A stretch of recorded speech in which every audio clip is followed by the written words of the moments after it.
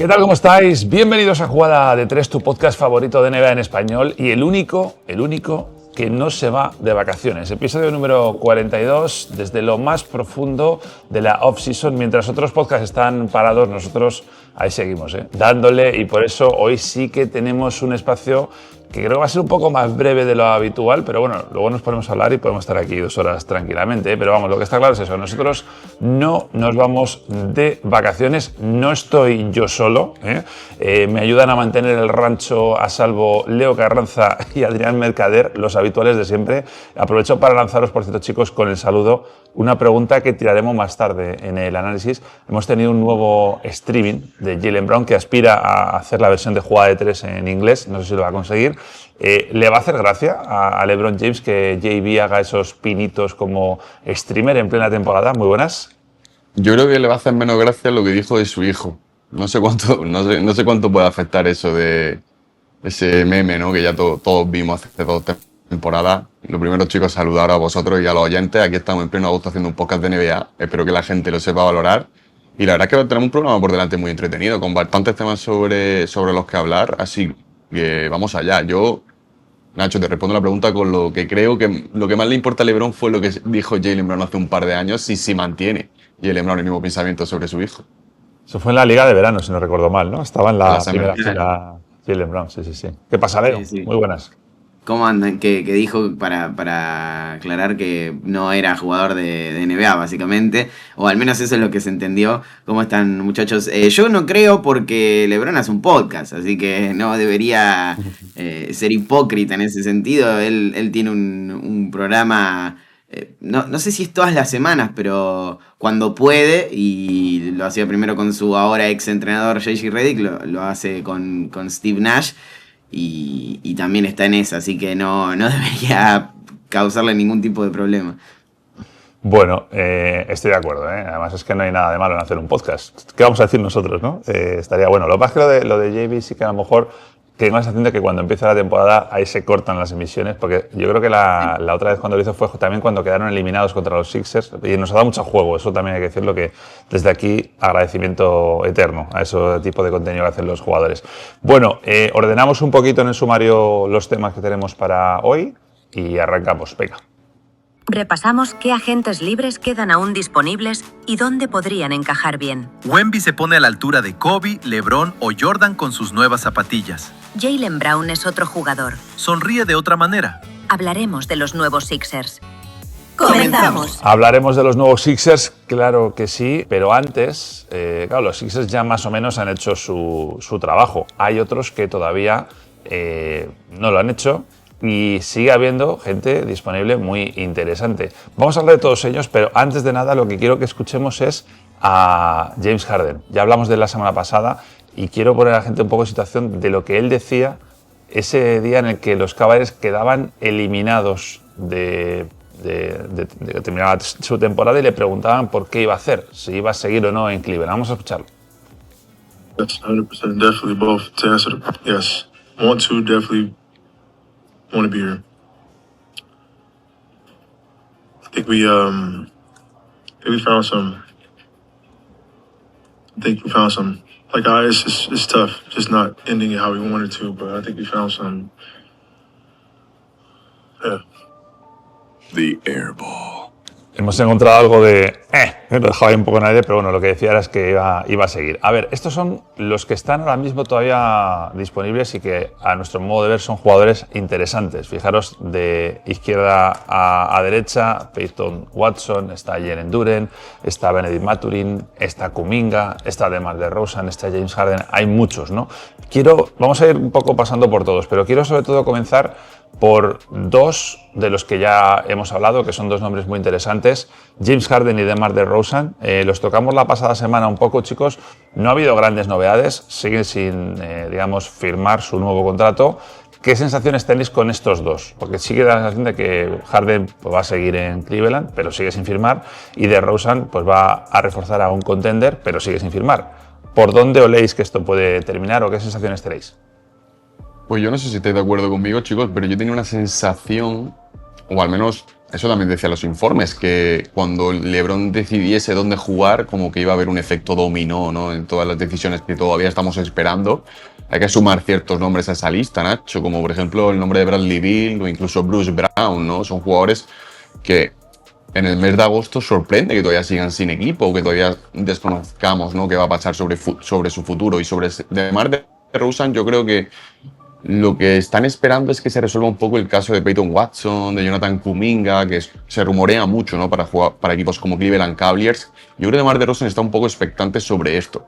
Me sorprende mucho, de verdad, y tengo que reconocerlo, que a día de hoy siga todavía sin equipo, porque me parece no el mejor agente libre disponible, porque hay jugadores que creo que por nivel son mejores que él en el año 2026, pero hay muchos equipos que necesitan una figura como el de DeMar DeRozan. Incluso se llegó a hablar de Washington Wizards hace una semana y media y que había un breve interés, ¿no?, entre ambas partes. Y me sorprende que haya equipos como Miami, equipos como Cleveland también mismo, aunque no sea el perfil que necesitan, ni muchísimo menos, que, oye, no lo aten. Sobre todo Miami. Me sorprende muchísimo que Miami, un equipo que yo creo que todo el mundo sabe que perfectamente de DeRozan puede encajar a las mismas maravillas en su plantilla porque necesitan puntos en el 1 contra 1, no ataque, ¿no?, y vaya por él. Me sorprende. Son tanto DeRozan como Harden, hay que recordar que vienen de contratos grandes y son ya veteranos, porque DeRozan estaba en 20 y tantos, ¿no?, con Sacramento. 25. Y Harden estaba también arriba y de hecho tenía garantizados, creo que eran 40 para este último año, que la idea es un poco era que Cleveland le garantizara esos 40, pero en 2 temporadas. Leo, ¿tú cómo lo ves?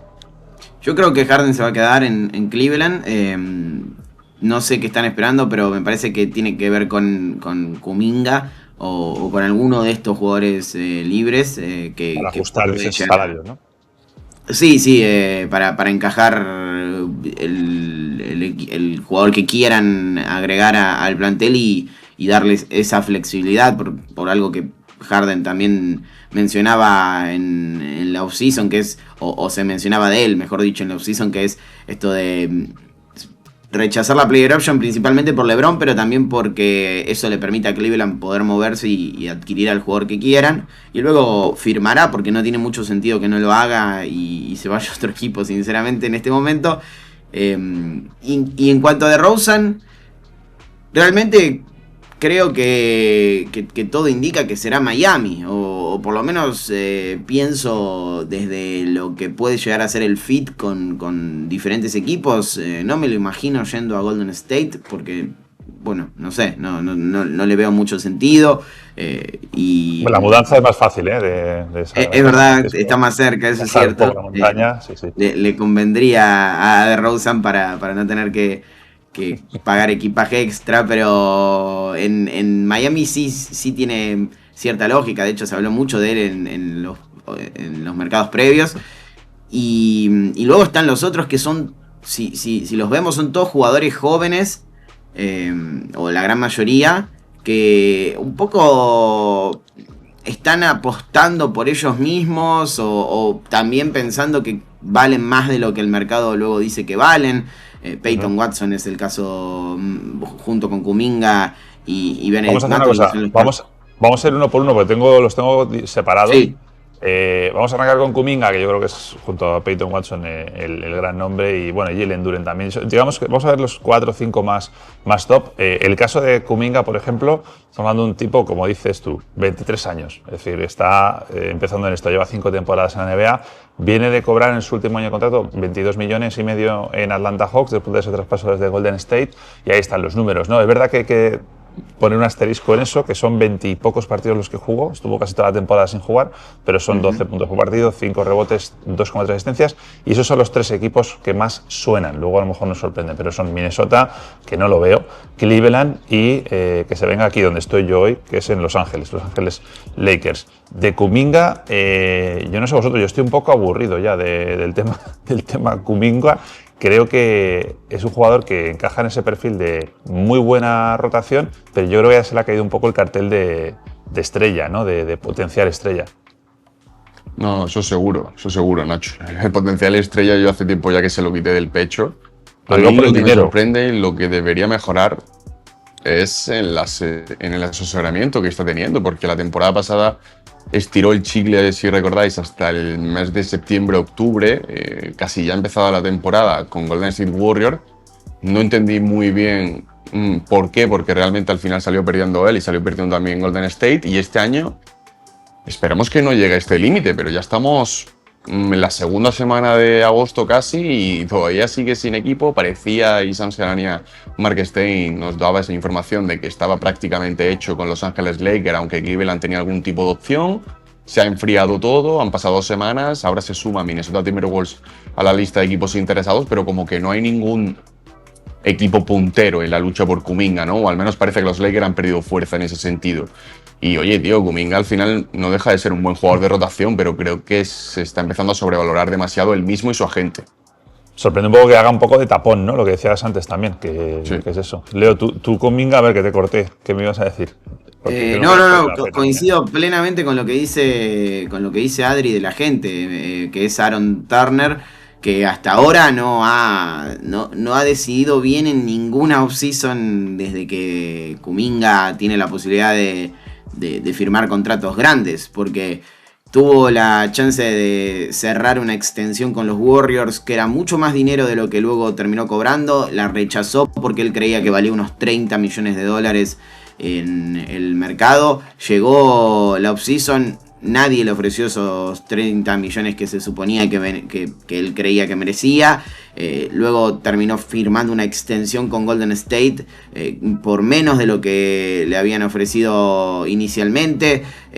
Fue traspasado a Atlanta y ahora también rechaza su opción de jugador para ser agente libre, pero no hay ningún equipo realmente interesado. Se habla de que los Lakers le ofrecieron $10 millones y varios equipos están más o menos por esa cifra. Entonces, si tenés tantos indicios o tantas respuestas del mercado que son negativas y siempre te dicen lo mismo, que es que valés menos de lo que vos creés que valés, creo que es mejor terminar de cerrar un acuerdo que te dé estabilidad en un equipo, que el equipo confíe en que te vas a quedar. Y luego, obviamente esto no se hace porque yo estoy hablando con el bolsillo de Kuminga y obviamente él toma sus propias decisiones o su agente, pero luego si rendís por encima de esas posibilidades y el contrato se te queda corto, y bueno, quedarás como uno de esos jugadores que son una ganga, pero es preferible antes que ser el deportista que cree que vale 40, 50 millones de dólares y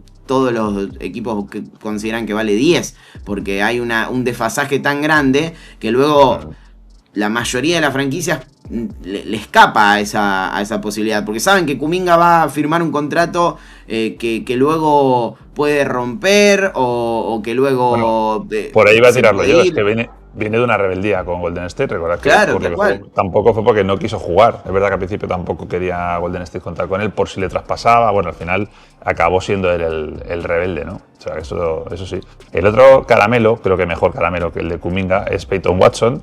Ahora de 23 años, es decir, lo que le queda por delante de Peyton Watson es una vida entera en lo deportivo, 4 temporadas en la NBA. Lo que está buscando básicamente es su primer buen contrato, ¿no? Que veremos si consigue rascar ahí algo. Fijaros los números. Casi 15 puntos por partido, casi 5 rebotes por partido, más de 2 asistencias por partido. Le quieren en Cleveland, le quieren en Los Ángeles Clippers, le quieren a los Atlanta Hawks y le quiere Milwaukee. Leo, arranco contigo porque tú nos hablabas fuera de micro muy bien de cómo la situación está y cómo afecta a Denver, porque Denver no es que no lo quiera, Denver es que se ha metido en un problema y creo que se puede interpretar muy bien el mensaje cuando esta semana se han hecho con los servicios de Lonnie Walker, ¿no? Que tiene nombre de whisky, pero también es un jugador de baloncesto. Sí, el problema de Denver fue ofrecerle a Christian Braun el contrato que le tendría que haber ofrecido a Peyton Watson. Esa fue la complicación. En realidad, a ver, lo que pasó fue que Braun había rendido muy bien, fue campeón en 2023, fue fundamental en esas finales, luego tuvo una gran temporada 2024-2025, gran temporada, una buena temporada, pero no terminó rindiendo a la altura del contrato que tenía, entonces eso les complicó la vida para poder renovar a Peyton Watson, y al mismo tiempo Watson en el año en el que explota definitivamente, que tampoco es una explosión como tal porque se lesiona, sí que tiene un rendimiento que de alguna manera te hace pensar que puede valer lo que, por ejemplo, pide Kuminga. porque como lo decías vos, es un jugador joven, tiene casi 24 años, y el propio Kevin Durant decía que cuando mejore su ofensiva va a ser una bestia, porque en defensa ya era muy bueno. Lo que pasa es que Denver, al firmar a Lonnie Walker, ya con aceptarlo, con que Peyton Watson acepte su oferta calificada, que es, para explicarlo rápidamente, cuando un agente libre restringido no firma contrato con ningún equipo, acepta la oferta calificada que le extendió la franquicia en la que estaba, si es que se la extendió, que es mucho menos dinero, pero es por un año. Y no lo pueden traspasar. Entonces, si acepta esa oferta calificada, que creo que son menos de $7 millones, el impuesto de Denver pasa a $120 millones, de 80 a 120. Entonces, es plata que obviamente responde al dueño, y el dueño, lo decíamos antes de arrancar el programa, está tratando de comprar a Vinicius, porque también los Kroenke son los dueños del Arsenal. Plata no le falta, claramente, pero sí, bueno, también son dueños de los Rams, son dueños de los... O sea, tienen mucho dinero. Efectivamente. Sí, claro. Sí. Pero es un número a tener en cuenta. Si bien creo que Watson puede ser ese jugador que sí tiene permitido apostar por su oferta calificada y luego ser agente libre sin restricciones y ganarse el contrato, como no pudo hacer Cam Thomas, o como intentó hacer Kuminga en algún momento, pero al final terminó decidiendo por firmar la extensión, porque me parece el mejor de todos estos, sinceramente. Me parece el que más potencial tiene de estrella, el que puede llegar a crecer en lo ofensivo a un nivel que realmente valga la pena pagar ese dinero por su juego. Yo es que, a ver, subrayo todo lo que ha dicho Leo, no hace falta ponerle ni una coma, y por añadir un poco de información a lo que ha dicho él, pues hemos visto a equipos como Clippers, Bucks, los propios Hawks, que también hemos hablado de ellos, deshaciéndose de Kuminga, y luego Cleveland Cavaliers. A mí me parece que hay dos opciones: o que Denver tenga un poco de suerte en el sentido de que acepte esa oferta calificada de la que ha hablado Leo y se quede un año más, aunque pueda existir la posibilidad de perderlo por absolutamente nada, también existe la posibilidad de que la relación se reconduzca y exista también un movimiento que permita luego a Denver ofrecerle una renovación, aunque sea complicado, lo sé, pero existe esa posibilidad, ¿no? Y luego la de Cleveland Cavaliers. Me parece que por fit es el 3 que podrían llegar a necesitar, ¿no? Para complementar un poco la pareja exterior, Harden, Donovan Mitchell, Jarrett Allen, Evan Mobley. Creo que es el equipo donde mejor me encaja.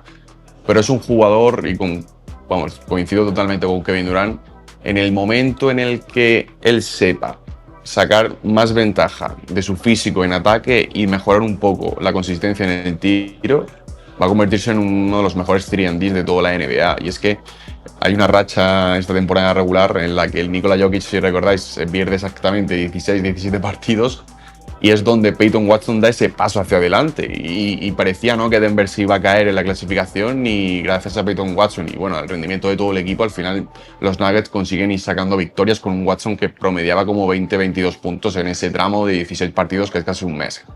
A mí me parece cuando la gente de Watson hizo el reel, ¿no? Cuando hizo el reel para presentar al resto de equipos. Claro. De las mejores jugadas. El video de highlights. Exacto.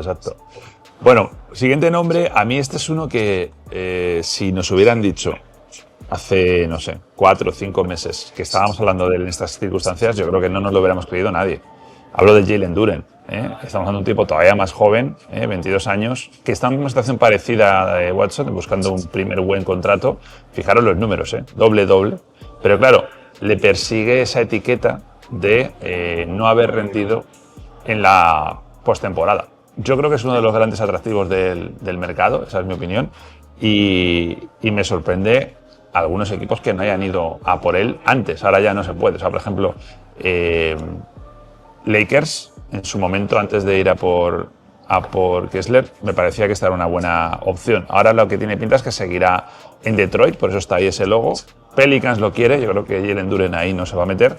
Y lo de Brooklyn no lo descartaría, porque Brooklyn al final es un equipo que va a empezar a crecer, pero claro, tienes el caramelo de competir por todo con Detroit.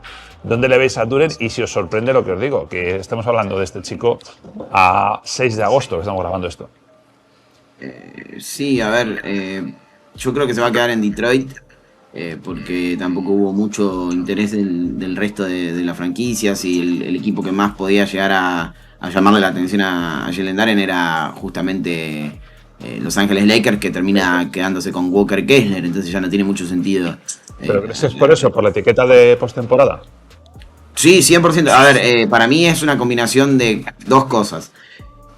Como estamos viendo con la mayoría de estos jugadores, las franquicias están, con el nuevo convenio colectivo de trabajo, están cada vez más reticentes a ofrecer contratos altos por jugadores que no estén probados en playoff. O sea, tenés que ser OG Anunoby para que te den un contrato de ese nivel con el valor que tiene para el espacio salarial y lo que representa en cuanto a porcentaje. Entonces, como Jalen Duren no ha rendido en playoff, y esa es la otra razón, uno no puede confiar en que justamente un jugador que fue All NBA además, y que eso hace que aumente su posibilidad de cobrar más dinero, termine de ser lo que realmente necesitas. Y si vos te estancás o te terminás atando ese ancla de no sé, tantos millones de dólares por un deportista que después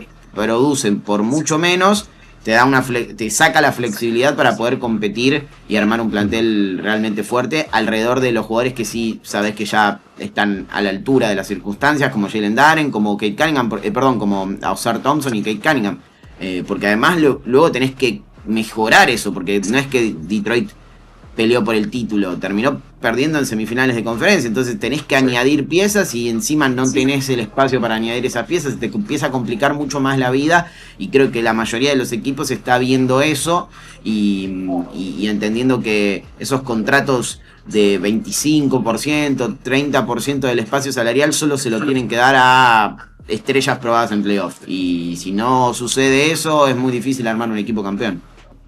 Nada, mi opinión sobre Jalen Duren, Leo ya lo ha dicho todo. Yo creo que podríamos, Nacho, hacer un capítulo de Detroit Pistons y su verano. O sea, no hay un equipo en la NBA en los últimos años que haya conseguido 60 victorias y que me haya decepcionado tanto y que se me hayan quitado tanto las ganas de verle la próxima temporada, un equipo joven sobre todo, como a Detroit Pistons este año. No sé si tenéis la misma sensación que yo, no sé si es una sensación propia, una sensación luego te calienta rápido en el mundo NBA. En cuanto ganen 10 seguidos ya estás ahí con la bandera, ¿eh? Sí, pero no sé, al final han perdido a Tobias Harris, que era el segundo máximo anotador del equipo en playoff. Todo este lío con Jalen Duren no va a ayudar. La relación evidentemente ya está tocada. No sé si está tocada y hundida, pero tocada está. Y tampoco es que hayan traído jugadores más allá de Isaiah Joe y vamos a ver el nivel que puede llegar Taurean Prince, ¿no?, en el pleno 2026 que puedan realmente ayudar el equipo, pero o sea, me esperaba un verano un poco más ambicioso. ¿Van a mejorar en cuanto a victorias? No lo sé, seguro que en cuanto a juego sí, porque es un año más de Cade Cunningham como superestrella de la NBA y evidentemente eso ya hace que el equipo vaya a ser un equipo ultra competitivo, ¿no? Y porque han ganado una identidad y porque han ganado una experiencia y porque van a tener sed de venganza, estoy seguro de ello. Pero como que hay varias decisiones a lo largo de todo el verano, centrándose en esta de Jalen Duren, que me han hecho dudar mucho. O sea, que estemos en pleno agosto y que este tema todavía no esté resuelto. Yo lo que decía es que me parece un poco injusto, o sea, entiendo perfectamente esa etiqueta de no haber rendido en playoffs, pero estamos hablando de un chico súper joven, es decir, que en las pruebas de prensa de despedida el propio general manager de los Pistons lo puso sobre la mesa. Dijo, es que para ganar hay que perder antes, bueno, el típico discurso, y concretamente es que, si no recuerdo mal, lo dijo también de Jalen Duren, que a veces hay que pasar por una experiencia así para dar un paso más. No todos de repente entran en sus playoffs y arrasan. Bueno, yo creo que es un poco injusto Sí. y por eso me sorprende porque al final es que estamos hablando, insisto, 22 años, es que son muy poquitos. O sea, yo creo que todavía alguien puede agarrar a este chico y convertirlo en lo que es. Estamos hablando de un jugador All-Star esa temporada, con Cunningham, fueron los dos. Bueno, un jugador que a mí me encanta, particularmente, me declaro enamorado de Benedict Mathurin, 24 años, otro jovencísimo, 4 temporadas en la NBA, está buscando un contrato más o menos de ese rango, en torno a los 15 millones de dólares. Los números con la pasada temporada, donde acabó finalmente desde Indiana, llegando a los Clippers, son casi 18 puntos por partido, 5,4 rebotes, 2,4 asistencias, un portento físico, y ahí está. Clippers lo quiere, evidentemente, Milwaukee, Chicago, Pelicans y Mavericks lo tienen ahí. A mí me cuadra mucho también en Mavericks, en este proyecto de talento joven, jugador ya que sabe lo que es jugar unas finales NBA. ¿Por dónde crees que le podría ir mejor a la carrera de Mathurin? Para mí no importa. O sea, es el típico jugador que no importa dónde juegue, juega siempre igual. ¿A qué me refiero? A que lo vi jugar... ¿Es para bien o para mal? Para bien y para mal, en ambos casos. Lo vi jugar en Indiana por nada, o no por nada, pero en partidos que no tenían mucha importancia. Lo vi jugar finales de la NBA, lo vi jugar en estos Clippers que ya se habían quedado fuera de todo. Y el tipo juega siempre igual. Es un robot. Se sale del... No, para mí al contrario, o sea, es el típico... Es un Jordan Clarkson de la vida antes de llegar a los Knicks, por decirlo de alguna manera. Es ese típico jugador que una noche puede meterte 25 puntos en las finales de la NBA en un partido contra Oklahoma City, la mejor defensa del mundo, y después tiene partidos en los que desaparece completamente y no importa el contexto. O sea, no entiende de situaciones, no entiende de equipos, no entiende de procesos, no entiende de lo que realmente va la cosa a su alrededor, que a veces es muy bueno, porque lo dije, metió, creo que en el juego 5 de las finales fue el mejor jugador del partido. Y iba a decir antes, no recordaba qué partido era, pero recuerdo de las finales esas de hace 2 temporadas. Un partido de Mathurin espectacular. 27 puntos creo que mete. Y en playoffs también fue espectacular. De eso. Pero después tiene 2-3 partidos que desaparece completamente. Por eso digo que no importa el equipo, lo que sí importa es que cumple ese rol. O sea, Mathurin para mí es un gran jugador saliendo a destruir partidos en momentos específicos. No me parece que esté listo todavía. Quizás me tapa la boca para ser el titular del máximo anotador de un equipo o la segunda espada ofensiva de un equipo. No lo veo cumpliendo esa función. Y por eso me gustaría verlo, por ejemplo, en Chicago o en Dallas. Me resulta extraño que un equipo como Milwaukee o New Orleans, bueno, New Orleans puede ser, pero como Milwaukee quieran apostar por un jugador que no creo que vaya a ser una estrella consolidada de la NBA y termine siendo el referente de ese proyecto. Lo veo más adaptable a equipos que ya están compitiendo y que necesitan ese talento para momentos específicos. Uh-huh. Yo tiro un poco también por lo que ha dicho Leo. En cuanto a Chicago, es el equipo que más ha sonado y el equipo que parece que más fuerte puede ir a por él en un hipotético sign and trade. Una cosa es lo que ocurre, otra cosa es lo que suene. Pero es un equipo en el que me encajaría como suplente Norman Powell. No es que sean necesariamente jugadores muy, muy, muy similares, pero sí el mismo tipo de perfil de jugador y creo que podría tener una buena baza ahí. Aparte de que creo que si encaja bien y por fin encuentra un poco de estabilidad después de estos años donde se ha movido por Indiana y por Clippers, lo que se está montando en Chicago como proyecto, al menos a mí me parece interesante. Entonces creo que es la mejor opción como jugador que tiene encima sobre la mesa. Y luego, por apetecerme, me apetece New Orleans, no os voy a mentir. New Orleans, el único movimiento que ha hecho en todo el verano ha sido la renovación de Andre Jordan. O sea, un equipo que está sin ningún tipo de rumbo. O sea, no entiendo absolutamente nada de New Orleans. Mucha pereza. Sí, pero bueno, no sé, a lo mejor hacen un sign and trade por venir Mathurin. No te voy a decir que ahora la llegada de Mathurin va a suponer que este equipo sea un equipo de play, no de playoff, pero sí al menos pues mover un poco, sacudir un poco el árbol, ¿no? Intentar hacer algo diferente y tal vez ahí Mathurin pueda llegar a encontrar su sitio, aunque bueno, por tener a Jeremy Fears y bastantes jugadores exteriores jóvenes como Jordan Hawkins, lo veo complicado. Aún así, bueno, ya lo he dicho, a mí donde más me encaje, donde más me gustaría verle, sobre todo a largo plazo, no en la próxima temporada, sino pensando a largo plazo, sería en Chicago. Yo lo que veo con Mathurin es que le pasa a más jugadores, y puede sonar un poco tópico lo que voy a decir, pero yo creo que me vais a entender. Es de esos jugadores que depende mucho de qué entrenador tiene, para que sea más regular dentro de esa irregularidad que tiene. O sea, para mí, Carlisle era perfecto para él. Y no sé si va a tener más Carlisle en su carrera. Thiago Splitter puede ser a lo mejor alguien que le motive de esa manera. Pero necesita para mí lo que eran esos Pacers. Un equipo muy completo en la rotación, con mucha profundidad, un equipo muy largo y un entrenador que te toque, con perdón, las narices, por no decir otra cosa, y que te tenga enchufado constantemente. Si tú lo dejas llevar, le pasa un poco lo que decía Leo. Es un jugador que al final se acaba desconectando porque le falta un poco, yo creo, ese amor propio que saca en algunos momentos en los partidos, en la continuidad de una temporada no lo tiene. Y es una pena porque físicamente es un jugador que podría ser, o sea, podríamos hablar de un tipo de otra categoría, sin ninguna duda. Nos queda un nombre. Estamos hablando de muchos jóvenes y vamos a hablar de un dinosaurio ahora, de un dinosaurio que es Russell Westbrook. Sigue sin equipo y fijaros lo que conocíamos esta semana, es un informe anónimo de alguien que se dedica al scouting en la NBA. Insisto, no conocemos, por lo visto le dan veracidad a esto que decía. Atentos porque esto, si alguna vez lo escriben de vosotros, estáis muertos, y sobre todo si le llega a gente que os tiene que contratar. Esto es lo que decían, no lo ficharía en 1.000.000 de años, ya empieza fuerte. No puedes confiar en él en cuanto a lo que va a suceder. Tendrá partidos magníficos, pero no sabe tirar, juega a su manera, no va a encajar en ningún sistema, realmente no defiende. Si quieres un equipo ganador, no le incluyas en tu plantilla. Ese es el informe sobre Russell Westbrook, que quizás tiene algo que ver en que todavía no haya encontrado equipo. Westbrook es un tipo peculiar, ¿no? Sí. Pero, joder, por un lado, cuando leí eso, no deja de ser un MVP, un tipo que ha promediado triples dobles, que tal, no sé. ¿Por dónde veis un poco el futuro de Westbrook? Voy a ir más radical, en el sentido de si Westbrook tiene sitio en esta NBA, porque se llegó a relacionar el nombre de Westbrook incluso con ir a Euroliga, algún equipo. No sé, primero si os parece un poco duro el informe. Sí. Muy fuerte.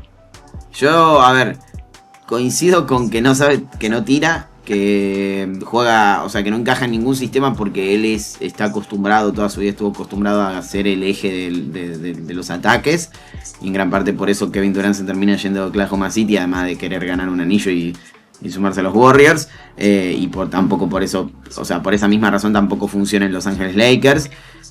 Y lo que no coincido es que no defienda. Me parece un jugador que dentro de lo físico que puede llegar a ser, te puede aportar intensidad, te puede dar... a ver, si hay algo que no se le puede discutir jamás a Westbrook es su compromiso. Es el típico jugador que siempre está dando su 100% y yo no he escuchado de un solo compañero, sacando Kevin Durant, una crítica de cómo es justamente como compañero. Siempre se habla bien de Westbrook, siempre se dice que es un gran tipo en cuanto a la hora de armar grupos y de generar química. En eso no se lo puede criticar nada, por eso también me parece que es un tanto duro esto de si querés armar un equipo ganador no lo llames, porque en cierto punto todo eso ayuda, más allá de que se entiende que lo dice porque no va a ser la pieza fundamental de un equipo ganador, nunca lo fue. Ahora, ¿a qué equipo le puede servir? Y está realmente complicado este momento para Russell Westbrook, porque no sé si hay un contender que necesite lo que ofrece Westbrook, y tampoco sé si van a querer cubrir ese hueco del roster con alguien como él, porque Westbrook es ese jugador que te puede ofrecer un poco de compromiso o un compromiso defensivo interesante, luego generación de juego, puntos en algún momento, pero en playoff en este momento es prácticamente injugable porque no tiene tiro exterior, entonces se complica bastante meterlo en una rotación y para eso utilizás otro perfil. La veo complicada, sinceramente. Hay que recordar que iría con un mínimo de veterano, que son unos 3 millones. Yo quiero dejar algo claro antes de comenzar a hablar de Russell Westbrook, y es que es uno de mis jugadores favoritos. O sea, he crecido toda mi vida con él, literalmente. Es un jugador que... Cuidado que viene con mano abierta. Cuando dice es mi jugador favorito, pero el pero es donde viene ya el golpe. Venga. Lo mejor es poder decidir, ¿no? Cuando acabes tu carrera baloncestística. Yo creo que Westbrook en la NBA no va a poder decidirlo. La temporada pasada ya tuvo serios problemas para poder encontrar un equipo y ya tuvo que esperar a Sacramento con la temporada empezada. Y creo realmente, de verdad, que en Europa durante 2-3 años podría hacer un gran desempeño, incluso podría convertirse en un jugador histórico al ganar algún título europeo con alguno de los equipos que tenemos por el viejo continente. Así que para mí, yo creo que ese sería el mejor final para Russell Westbrook como jugador de baloncesto. Le pega bastante el lifestyle europeo, ¿no? Hay un tipo que viste a la moda, le gusta el vino, tipo delicadito. Delicadito en el buen sentido de la palabra, que suena un poco feo. Además va a estar la NBA Europa dentro de poco, o sea que lo mismo vuelve a jugar en la NBA, aunque se vaya a Europa. En fin, vamos a cambiar de tema, hay que hablar de los Sixers y lo vamos a hacer con un fragmento bastante divertido y entretenido del streaming de Jaylen Brown cuando quiso lucir su nueva camiseta y, error, hubo un problema con el tema de la talla, fijaros. Look what just came in. Shout out to the equipment manager that got me right. That's hard for real. I ain't seen that actually. Hold on. What's that hard? Hold on, bro. Hold on, man. Let me put this thing on chat. Oh, wow, shit. They got me strong. I'm in the weight room, chat. You got me in here looking like Braun. Hold on, man. What we doing? Really, what we doing? The black joint? I ain't gonna lie, this joint. Yeah, you an extra medium. They did, though. The air ball. El viejo truco de ir 2 días al gimnasio y comprarte una talla niño para que parezca que estás mucho más fuerte, ¿no? O sea, sabe todas Jaylen Brown. Bueno, por cierto, le queda muy bien la camiseta de los Sixers, las cosas como son. Algunos detalles que nos dejó en ese streaming, no sé si será el último o no. Por ejemplo, dijo, quiero ganar más que nunca. Me faltaron al respeto de personas que pensé que me valoraban. Ojo ese dardo. Estar con LeBron es una chance para aprender con uno de los más grandes. Es increíble.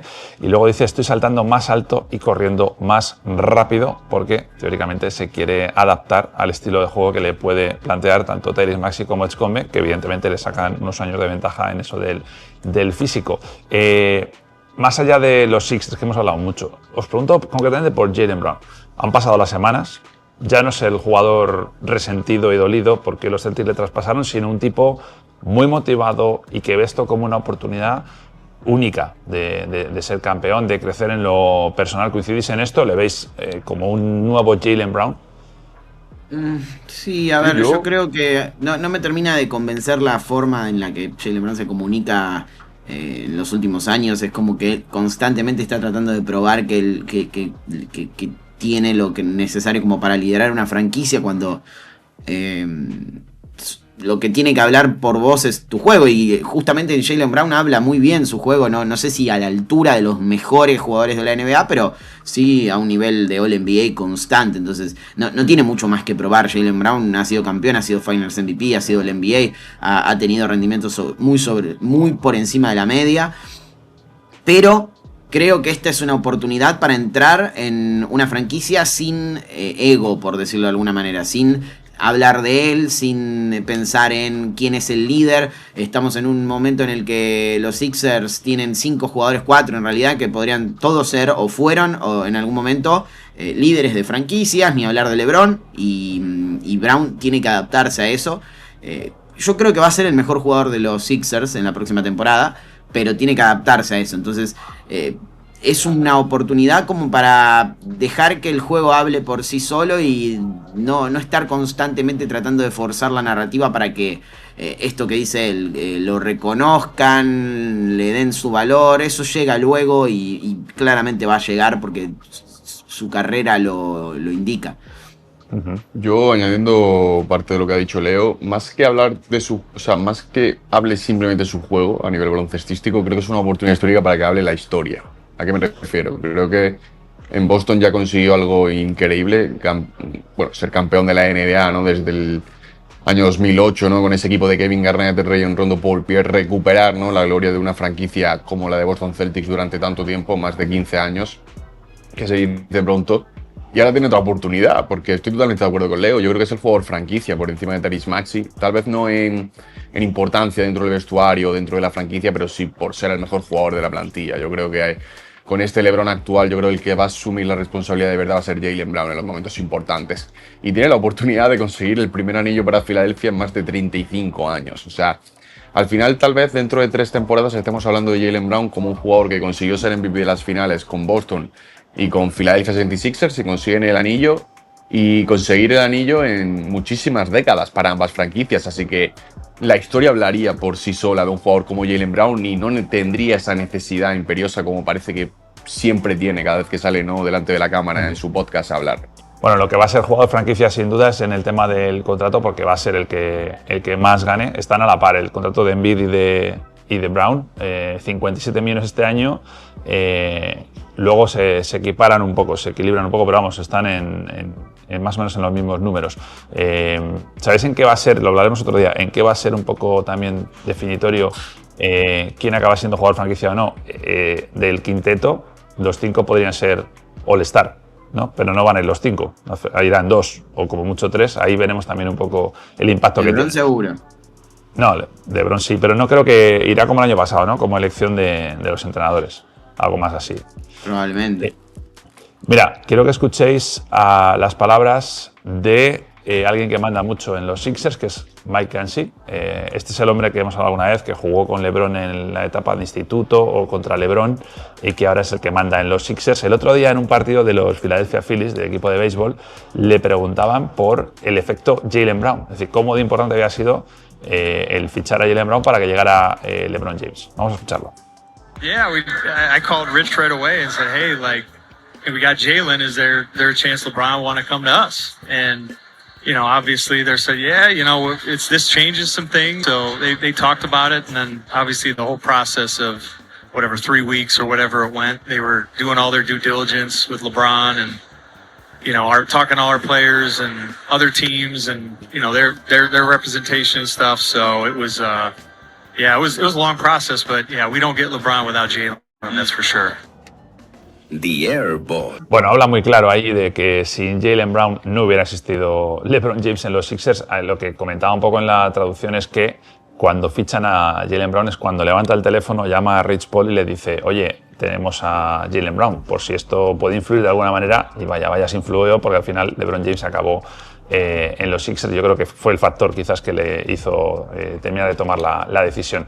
Os tiro una pregunta de la que probablemente hablemos cuando arranque la temporada, pero la tiro ya. Con el quinteto que tienen los Sixers, no de calidad, sino incluso de jugadores como Embiid, que es leyenda, entre comillas, de la franquicia. Maxi, que va camino de ello. Chombe, que tiene un cariño enorme de todo el equipo. LeBron, que es LeBron. Jaylen Brown, que es Jaylen Brown. ¿Quién creéis que va a ser el último en ser presentado cuando arranquen los partidos de los Sixers? Probablemente el último es el más importante. Recordad que cuando Luka llegó a los Lakers, LeBron le cedió ese puesto a Luka Doncic, por lo menos en los primeros partidos. ¿Quién creéis que va a ser el último presentado del quinteto? ¿Va a ser por veteranía LeBron? Para mí, Joel Embiid.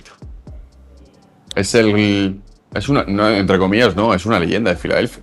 Es el mejor jugador de la historia de la franquicia desde Allen Iverson. Y yo creo que eso se va a seguir manteniendo así.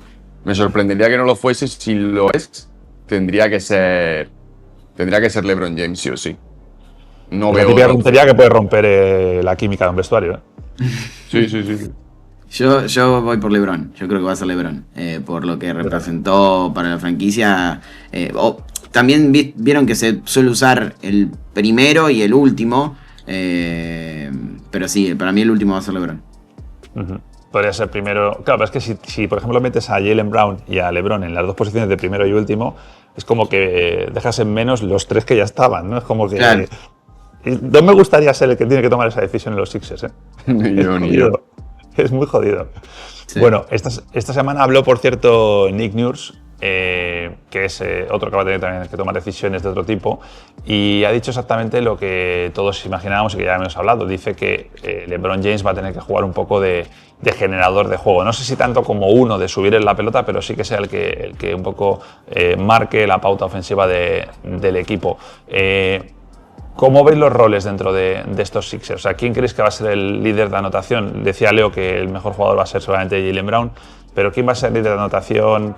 ¿Quién va a ser el que genere el juego? ¿Quién va a ser un poco los roles en estos 5 titulares que son muy evidentes quiénes son? Yo creo que Tyrese Maxey va a ser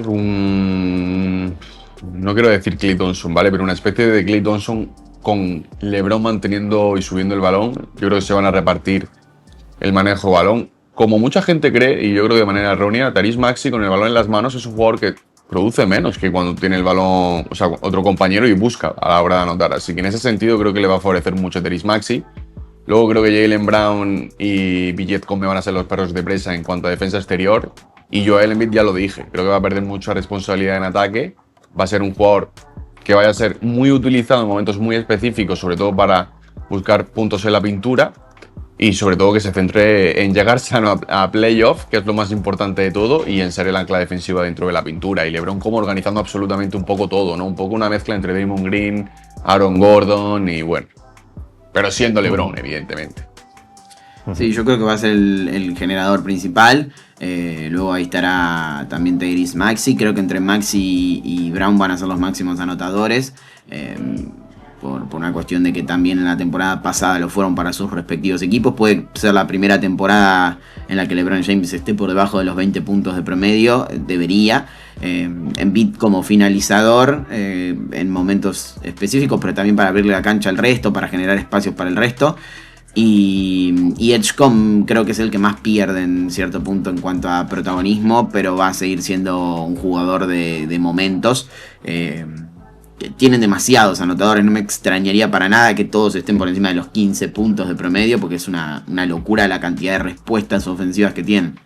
Sí, es que además no se nos puede olvidar que están en ese equipo, por ejemplo, tipos como Anthony Simons, que es verdad que va de suplente, pero que es un tipo que tiene los 30 puntos si quiere en muchos partidos, bueno, 25 por decirlo un poquito menos. Caldwell Pope, KCP, va a ser también importante en la rotación. ¿Quién más está por ahí? Que se me puede olvidar. Wade, exacto. Bueno, está Beauchamp también. Sí, o sea, es que el equipo es una locura. En fin, bendito problema el que va a tener el amigo Nick Nurse. Bueno, estamos a punto de irnos, nos quedan 2 temas. Y además 2 temas que son importantes porque afectan a 2 grandes estrellas de la NBA. Primero, hay que hablar de Víctor Wembanyama, que va a entrar en un selecto club. No todo el mundo tiene sus propias zapatillas.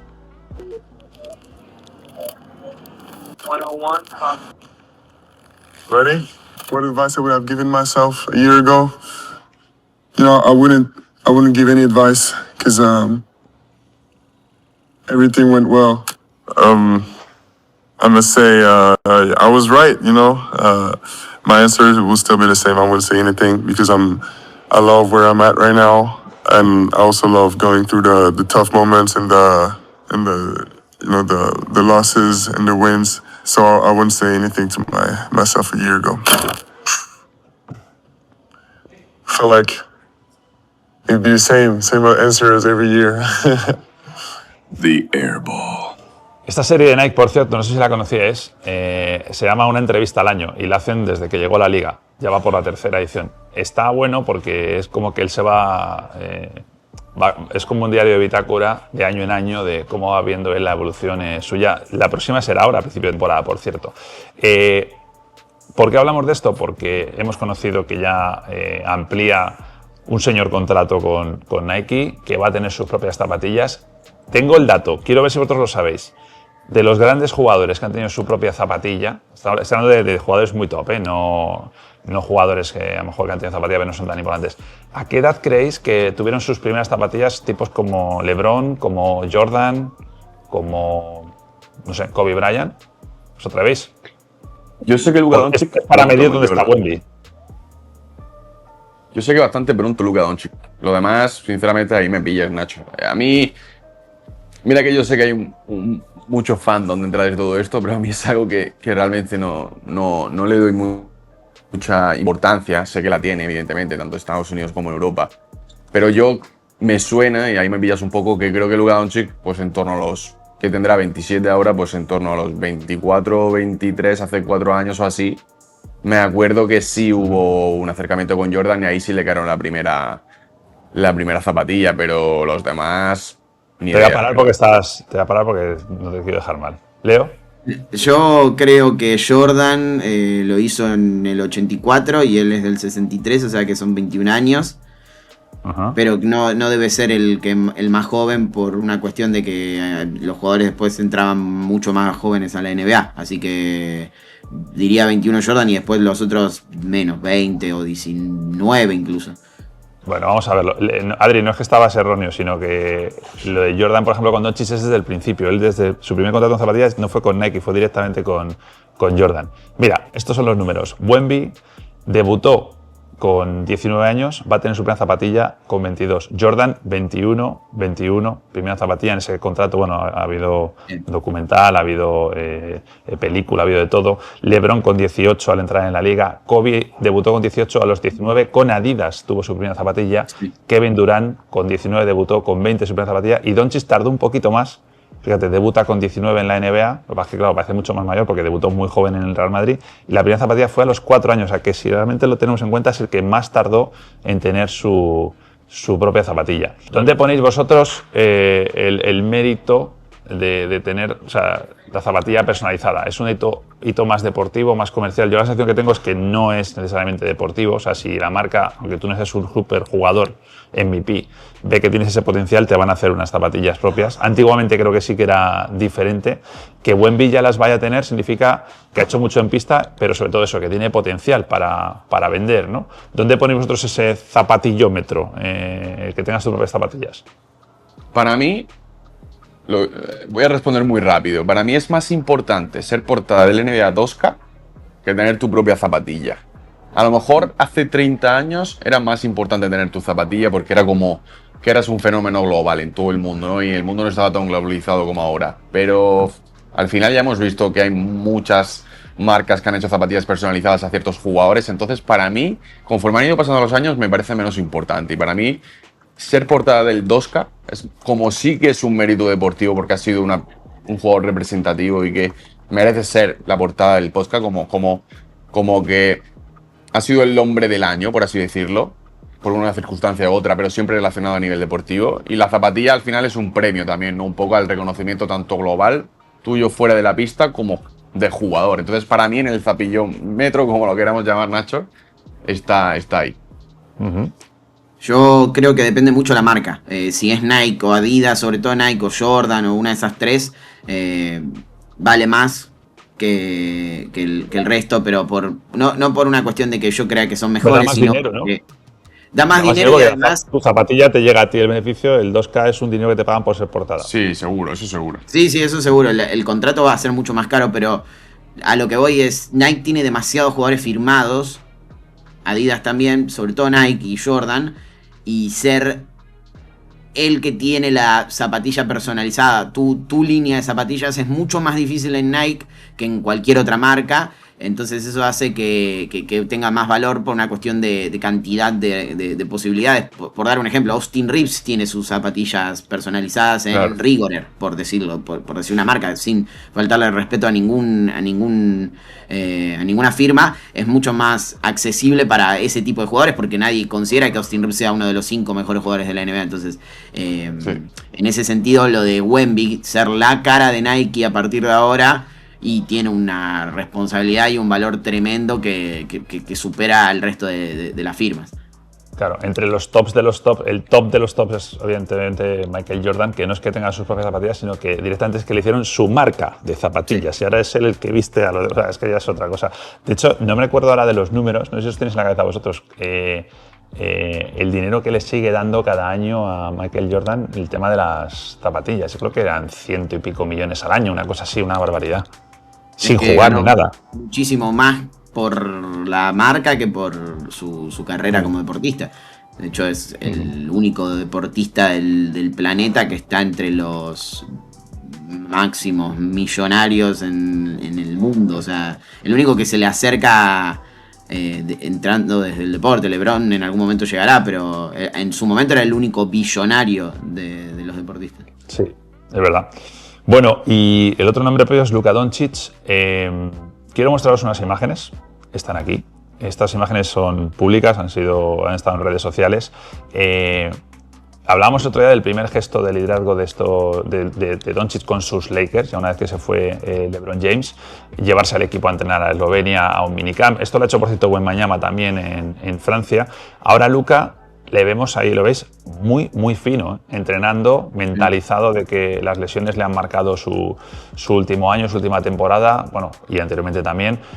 sabe que tiene que estar físicamente bien y que otras temporadas no ha empezado a buen nivel físico, salvo algún año que ha venido del Eurobasket y que evidentemente venía ya con esa condición física, ¿no? ¿Notáis esa responsabilidad de que realmente está asumiendo él que por primera vez es su equipo de verdad? Nacho, para mí esto es los vídeos de Ben Simmons tirando triples en verano. De verdad, o sea, para mí es lo mismo. Que está más fino, pero está fino desde la temporada pasada. Y eso es una realidad, y es verdad que se le ve bien físicamente. Bueno, pero en verano Luka tradicionalmente no estaba fino, ¿eh? Era de los que pero el verano pasado, cuando fue bien. portada de la revista de Men's Health, sí se notó un cambio físico importante y lo vimos en Eurobasket, lo vimos reflejado en Eurobasket. Lo que yo quiero decirte es que el tema de las fotos de Luka Doncic haciendo deporte en el gimnasio es los triples de Ben Simmons, sinceramente. O sea, yo ya cada verano lo mismo. Le has hecho mucho daño a la imagen de Luka Doncic con esa comparativa, que lo sepas. Yo o sea, le doy más importancia a esto del minicamp en Eslovenia con todo el equipo de los Lakers, porque representa que él ya toma las decisiones grupales. Lo decías vos, Nacho, en el podcast anterior. Si hubiese estado LeBron, muy probablemente eso no hubiese ocurrido. LeBron no hubiese ido y se hubiese generado un problema por una cuestión lógica de que es LeBron James. Entonces, en ese sentido, sí se nota bastante que ya es el líder absoluto del equipo. Uh-huh. Claro, es que esto al final es un poco el asumir que el que tiene que dar el ejemplo ahora es él, ¿no? O sea, tú antes podías ser muy profesional o menos profesional, pero al final tú tenías tanta calidad que tú te ibas a adaptar a lo que hubiera. Ese cambio de rol me parece que es muy importante y lo tenía LeBron y lo tienen otros tantos, ¿no? Que, por ejemplo, hay otras estrellas de la liga que no lo han tenido nunca. Kevin Durant, o se me ocurre así a bote pronto. Pero es ese rol de, por un lado, estrella del equipo, por otro lado, líder, por otro lado, mentor también de muchos jugadores que han llegado. Es como que tienes claro que tienes que marcar el camino, incluso yendo más allá de lo que eres tú como jugador. O sea, sabiendo que mañana Redick se puede ir por la puerta, tú sigues siendo la cara de la franquicia, ¿no? ¿Lo ves así también? Sí. Totalmente, no, en eso estamos todos de acuerdo, yo creo. Yo creo que ya Luka es la figura de Lakers, independientemente de quién esté por delante o por detrás, en cuestiones de acciones, pero está claro que es el líder. Sí, 100%. Bueno, nada, la última imagen con la que nos vamos es estas declaraciones de Brian Windhorst, nuestro amigo, colaborador del podcast de manera indirecta. Él todavía no lo sabe, no le pagamos, pero él nos ofrece contenidos. Esa opción de los Juegos Olímpicos 2028, aquí donde estoy yo, en Los Ángeles, dice: si LeBron quiere estar en los Juegos, el Team USA tendría un espacio reservado para él. Recordemos que LeBron dijo que ya no iba a jugar nunca más, pero ahora os pongo en contexto. Y luego de Kevin Durant, dice: si Kevin Durant decide jugar, probablemente podría ser el abanderado de los Estados Unidos. Eso es una motivación bastante top para querer estar en ese evento. Hablamos de un LeBron James con 43 años, o sea, cuidado con la edad que estamos manejando ya. Y luego estamos hablando de un Kevin Durant con 39. Lo de LeBron lo digo porque sería recién terminado su contrato, este que acaba de firmar, y a mí sinceramente me parece que es cerrar de manera redonda tu carrera, porque en teoría se va a retirar ahí con los 43. O sea, terminas, juegas los juegos, medalla de oro. Si no ganas la temporada con los Sixers, te vas a despedir ganando por lo menos un campeonato. ¿Creéis que puede replantearse esa opción de ir a los quintos juegos? Yo creo que sí. Yo creo que la opción de estar en los Juegos en Los Ángeles es una opción real. Mira que dábamos por hecho que con ese Big Three que vimos de Curry, Durant y LeBron era la última vez que lo íbamos a ver con el Team USA. Es que lo dábamos por hecho, pero es que el tiempo al final pasa y LeBron sigue ganándole al dios tiempo. Y es lo que dices tú, acaba su contrato porque firmó 2 años por 8 millones. Es cierto que tiene una player option, ¿no? Y todo dependerá un poco de la salud y de cómo le responda su cuerpo, pero yo tengo la certeza absoluta y la creencia de que si LeBron juega esos Juegos Olímpicos va a estar otra vez siendo uno de los mejores jugadores del planeta, pero sin ningún tipo de duda. Y es lo que dices tú, Nacho, retirarte en los Juegos Olímpicos de tu país con tu selección, probablemente consiguiendo el oro salvo hecatombe, sería el final perfecto. Y para Durant también, que sería el jugador con más medallas en la historia de los Juegos Olímpicos. Digo, LeBron y Durant han jugado 2 juntos, 4 cada uno, pero 2 juntos. Este sería el tercero si van si van ellos. Yo creo que Kevin Durant los va a jugar los Juegos Olímpicos, no tengo ninguna duda. Lo decías recién, Nacho, 39 años, todavía va a estar en la NBA y él es un fanático del básquet FIBA y además es para mí el mejor jugador en la historia del Team USA. Pero no estoy tan seguro de que lo haga LeBron. Me parece que, de hecho, no hay muchas posibilidades concretas de que sea un oro garantizado para Estados Unidos. Imagínense que termina su carrera perdiendo los Juegos Olímpicos en su casa. Claro, contra Francia. Sí. O contra España, o Argentina. No, Argentina, no lo veo a Argentina, ojalá, pero no lo veo a Argentina compitiendo. Pero es verdad que hay mucha más competencia que nunca y Wembanyama va a querer ganar un oro en algún momento en los Juegos Olímpicos. Sí. Y seguramente se le va a motivar especialmente porque ya palmó el de París, querrá robarle a Estados Unidos el suyo también en su terreno, ¿no? Pues bueno, lo veremos. Yo creo que para esa fecha estaremos, si hacemos unos 45 podcasts por año, ¿no? O 50, vamos a decir que sean 50, ya estaremos en el episodio 160 o por ahí, cuando sean los Juegos Olímpicos de Los Ángeles. O sea que para el episodio 160 pondré este vídeo y lo vemos. Señores, aquí lo vamos a dejar. ¿Algo que queráis decir rápido antes de que corte yo o se corte la llamada? Nada, que ha sido un podcast que la gente no va a verlo porque está editado, pero va a ser duro. Hoy ha sido un día duro, sí. Pero no os preocupéis, que vosotros ahora ya desconectáis. Ya me quedo yo con la dureza. Os quiero pese a todo. Jueves que viene, episodio 43. La gente que nos estáis viendo o escuchando, dadnos cariño. Si estáis en YouTube, like, suscribiros, compartid, comentad aquí abajo. Y, por supuesto, que si estáis escuchando esto por las plataformas de audio, de podcast, pues puntuarnos con lo que merecemos, que no es menos que 5 estrellas. ¿De acuerdo? Adrián Mercader, Leo Carranza tiene también canal de YouTube, seguidlos y nos vemos la próxima semana aquí en Jugada de 3.